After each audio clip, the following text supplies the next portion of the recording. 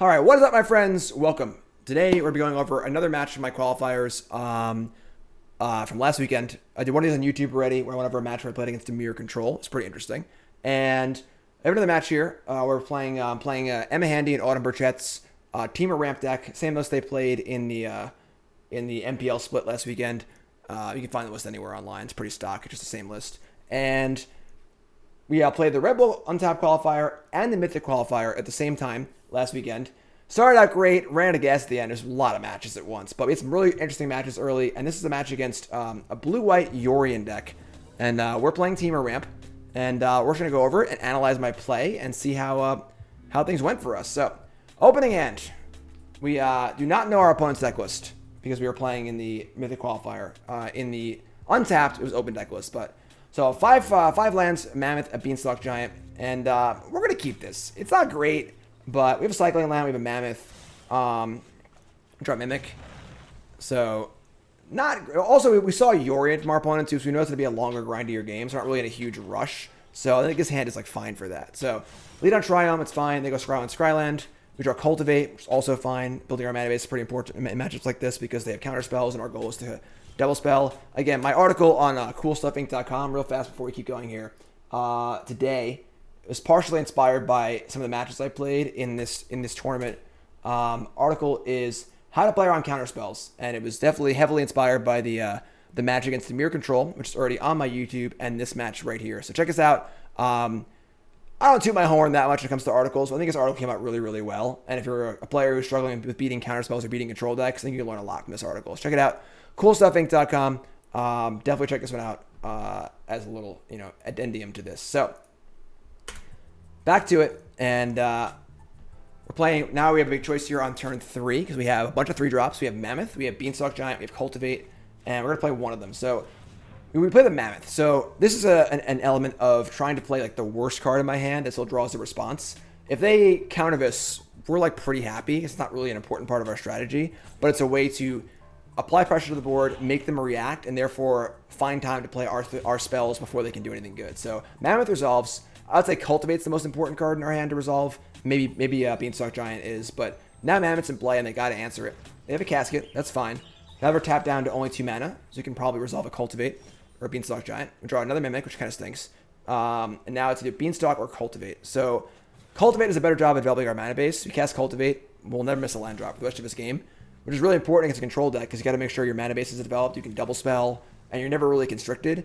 If you're constricted on mana, you don't have time to set up plays around their counter spells, and they have time to get it. So they have a negate, so that's fine. In game 1, negate is a little, sure, it happens. Not as common, but we still have our Beanstalk Giant ready to go. Draw another Cultivate, which is great. They put Yorion in their hand and don't play a land. Or did they play a land? Maybe they played a land. But so now we get to Beanstalk Giant, get a land, cast Cultivate, get 2 more lands, and now we're packing heat. Now we have 7 lands in play. Beanstalk's hanging off to the right, and we don't have much action in our hand, but we're going to have time to draw it because it's a control matchup. So totally good. Igor Photoshop needs to be done by tomorrow morning. So they play a Yorion naked, just a 4/5, because they need to apply some pressure to us too, and we spike the ultimatum. So we could have just had it in our hand too, for sure. Scarlet, thank you, I appreciate that. We'll do it after this. And so now I got to figure out what we're going to do here. We drew the ultimatum, and we're just going to jam. I mean, there's no reason not to jam here. So we jam, we hit 2 lands, another ultimatum, a Cultivate, and a Shadow Skull Smashing, which honestly is pretty good, even though we didn't put many things into play. Still drew 5 cards, and now we're way ahead on cards as well. We're also ahead on mana. And part of playing against a control deck, the goal you want to do is try and get ahead in the many facets of the game. Get ahead on mana, get ahead on cards, get ahead on the board. As long as you're ahead in some way, you can poke a hole in your opponent's plan as far as getting through their counter spells and beating them. If you aren't ahead, once you're behind, counter spells are insane. That's why decks like Rogues or Fairies are good, is they get ahead and they're able to defend themselves with counter spells, and they're forcing you into action by being aggressive, and they're ahead, so your plays are kind of scripted. So they attack for 4, play lands, say go. They have 5 cards in hand. We untap and go to our turn, draw Mystical Dispute, and now we have 3, 6, 9. We have 10 mana available to us alongside Ugin, Ultimatum, Smashing, Mimic, Cultivate. So now we want to do something here that affects the board in a decent way, but doesn't go all in, basically. I think Shadow Skull Smashing on the Yorion is actually pretty awesome because it takes their presence off the board, it's pretty good as it affects the board in a positive way. But if they counter it, it's also not the end of the world. So that's an option. Playing the Beanstalk Giant's an option, but I think I like the Shadow Skull, which I believe is what I do. So, no? Playing Beanstalk Giant, sure. I think that works too. Essence Scatter, sure. So, not the end of the world, of course. And now I imagine we're going to play the Mimic to copy the Visionary. It's also fine. Just draws a card. And we still have Dispute. We have Dispute up as well. And they Mystic Subdual my Visionary. So I think that they thought that this would make it so that we didn't draw a card. So it would copy the O2, but that's not how it works. It copies the actual card itself. So still draw a card, kind of a weird play. I guess kills the Visionary effectively. But then they attack for 4 again and don't play a land until they go. So now they have 4 cards in hand, similar to last turn. This turn we have more mana because we have another land drop. And I think this is the turn we're going to smash. So we have Ultimatum, we have Ugin, we have a Dispute to defend with, but they have a lot of mana. So again, we can just kind of kill this Yorion. They're not developing their mana very well. And we can just kind of keep going here. Keep playing lands, keep playing Cultivate, just kind of keep building our mana base and build to a point where we can double spell or even triple spell in one turn. So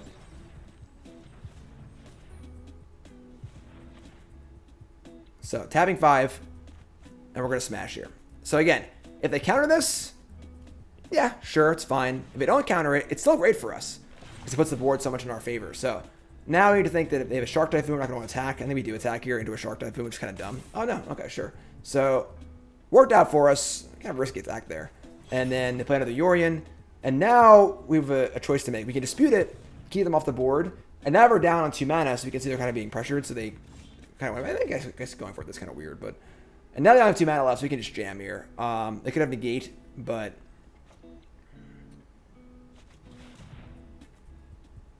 fire off Ugin, and they can see it. So I think Ugin's worse than Ultimatum if we're going to resolve one of them. So pretty reasonable. So we boarded a whole bunch of stuff. We bring in all of our nimble cards like Shark Typhoon and Mystical Dispute.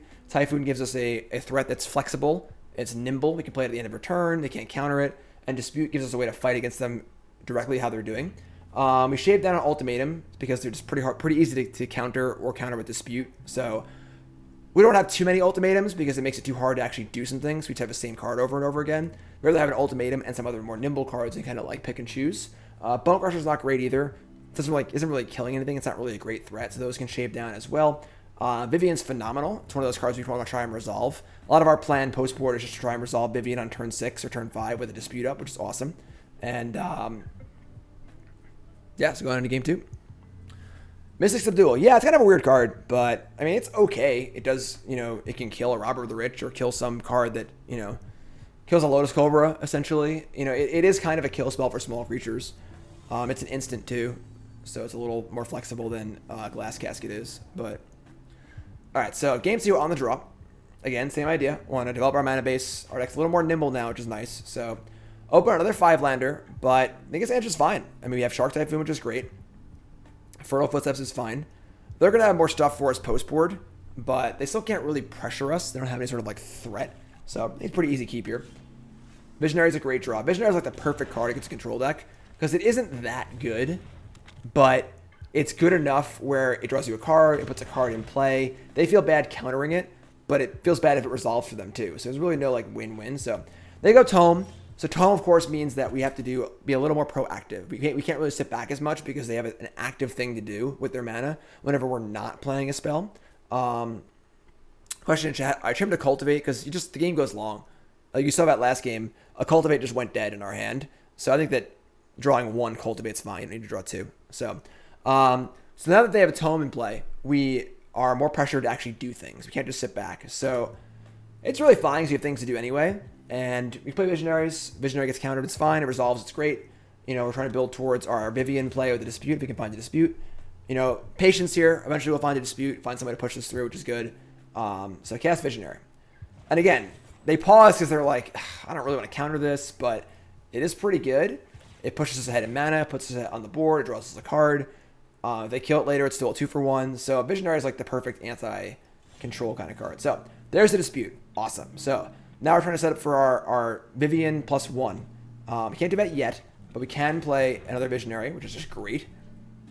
We could have played We could have played Beanstalk here as Fertile Footsteps and tried to resolve that into Visionary, but I think just playing the Visionary is fine.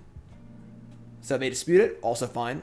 No reason to fight back there at all. Our dispute has a very specific purpose. It's to protect our own spell or to counter Yorion. So they scry.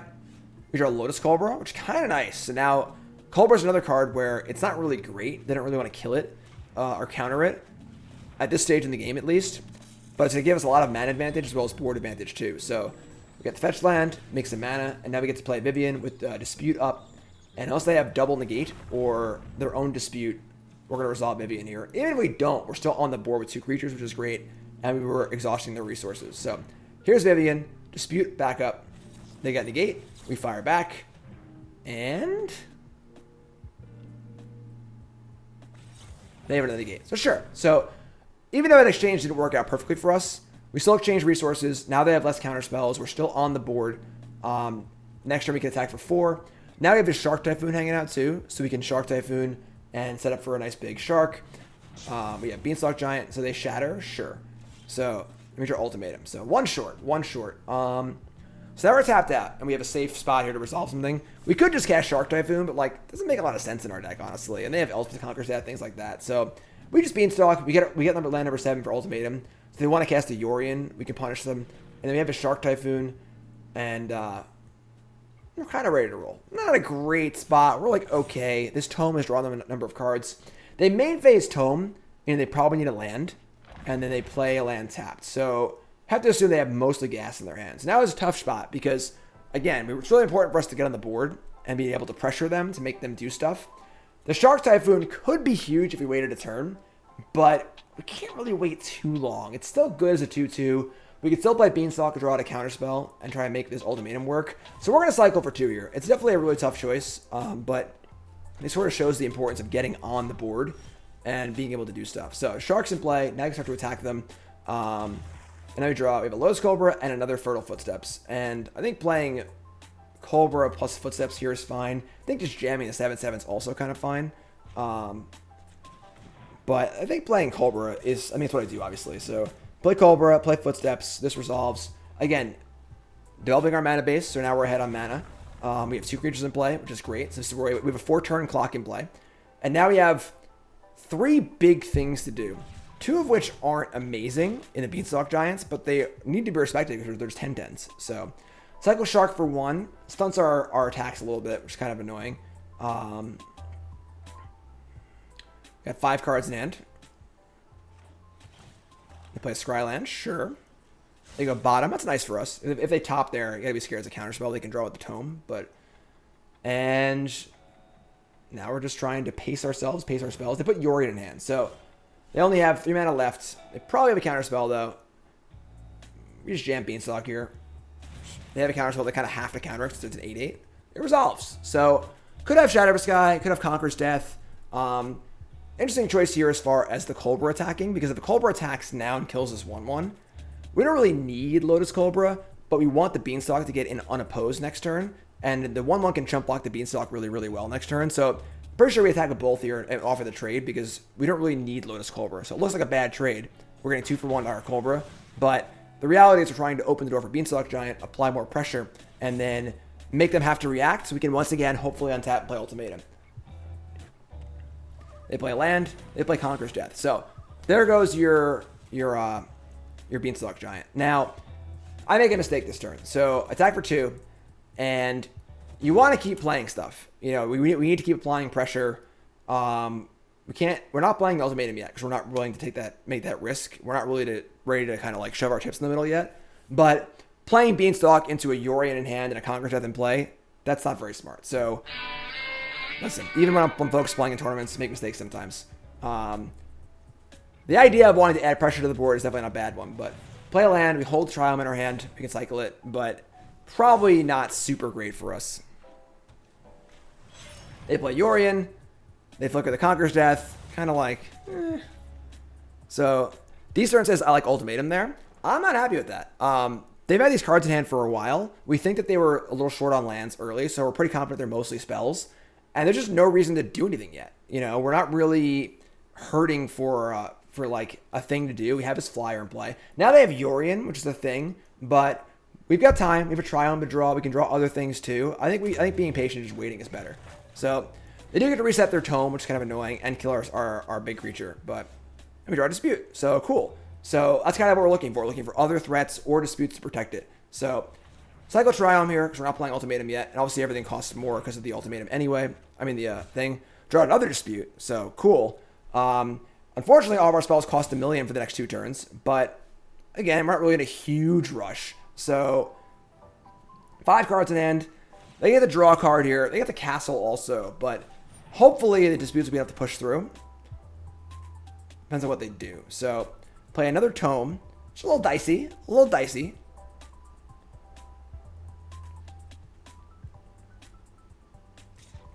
They attack for 4. Fairly aggressive. And I guess not super aggressive, but we draw Ugin the Spirit Dragon. So now, unfortunately, all of our cards cost 2 more because of the Elspeth. Prince of draw off tome. Yeah, I mean, I don't think I'm willing to give the ultimatum yet. Like, they draw a card, sure, but I'm pretty sure they have it. I just don't think it's worth it. So we wait for a turn again. 5. If we could have cast Ugin there, if we get 1 more mana, I think I probably would have, just to try and burn a counterspell, and then try and push for the ultimatum next turn. But so play land, say go, draw another ultimatum. So it's jam time. Unfortunately, they have a lot of mana now because they made a lot of land drops in the last few turns, so our disputes aren't as good. But it's time to jam. I'm sorry. This is the same. This is my thought process from last turn. So we jam Ugin first. Ugin less important than ultimatum, a little harder to defend. This will probably draw a counterspell out, and hopefully we can resolve the ultimatum next turn and just kill them. And they go to draw a card off tome. So that feels really good for us. Because it means they don't have it yet, probably. And every draw off tome makes our disputes better, too. So, draw. And then neutralize. With 3 mana up. So, sure. So, they are drawing a lot of cards here. Which is pretty bad for us. And they've kind of, like, turned the corner a little bit. But, attack again. Sure. They have 8 cards in hand.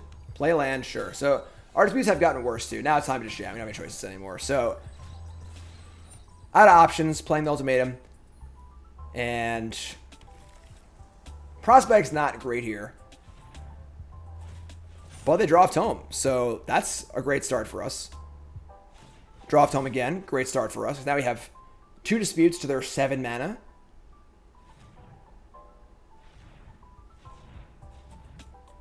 They tap 4. Cycle Shark Type in for 2. So, like, now it's just like, holy crap, they just don't have anything. It resolves and we win the game. So, we got pretty lucky there. They just didn't have anything at the end. Even though they had, like, 8 cards in their hand, which is very, very lucky. I think we got pretty lucky to win this game as far as the ending went. I think we paced ourselves a proper amount. They made a lot of land drops at the end, which is a little tough because they had those tomes going for a while. But that game a little more lucky. The first game was, a little less lucky, I guess. But, yeah. So, that's what you got. Ended up doing not great in these. I think I was like 5-0 and 4-0 at some point, but I kind of petered out at the end. Got up at 5:30 a.m., played 17 matches of high pressure tournament Magic, and I just played like crap at the end of the day. But what could they have in their hand? Honestly, it's hard to say. Maybe more like Glass Casket effects, Elspeth Conqueror's Death, just things like that. Obviously not counter spells. So, But yeah, so that's this match. If you enjoyed this, I have another one on my YouTube where they let me win. Paid actors is the only possible explanation for that game. But I have another match on my YouTube. Go watch that where I go over a match against Temur Control, which is honestly one of the most interesting matches I've played in a long time. But yeah, hope you enjoyed this. If you like this content, let me know. A little different than my usual content where I'm like, hey. So yeah, like, comment, subscribe. Let me know if you're watching on Twitch. Make sure you follow. And yeah, bye YouTube.